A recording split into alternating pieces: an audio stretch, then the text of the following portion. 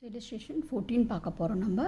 இதில் என்ன சொல்கிறாங்கன்னா from the following details calculate credit purchase சொல்கிறாங்க. கிரெடிட் பர்ச்சேஸ்னால் நம்ம எங்கே பார்த்தோம் இதை வந்து நம்ம டோட்டல் கிரெடிட்டார்ஸ் அக்கௌண்ட்டில் பார்த்தோம். அங்கே இருந்தால் நம்ம கிரெடிட் பர்ச்சேஸ் கண்டுபிடிப்போம் அந்த அக்கௌண்ட்லேருந்து.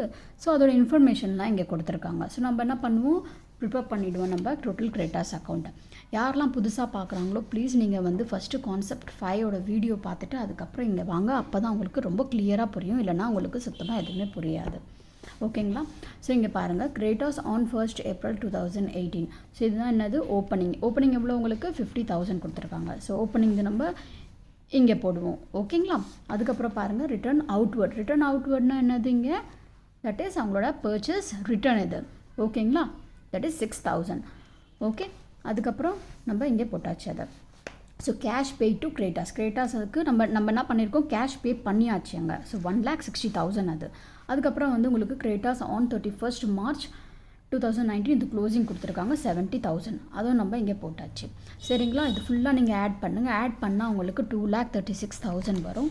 இது கூட நீங்கள் மைனஸ் பண்ணிங்கன்னா 50,000. ஸோ சம்திங் உங்களுக்கு 1,86,000 வரும். ஓகேங்களா? ஸோ மைனஸ் பண்ணிங்கன்னா 0,66, அதுக்கப்புறம் 13ல் 5 போயிடுச்சுன்னா உங்களுக்கு 8,1. So 1,86,000 is the final answer. ரொம்ப ஈஸி, ரொம்ப சிம்பிள்.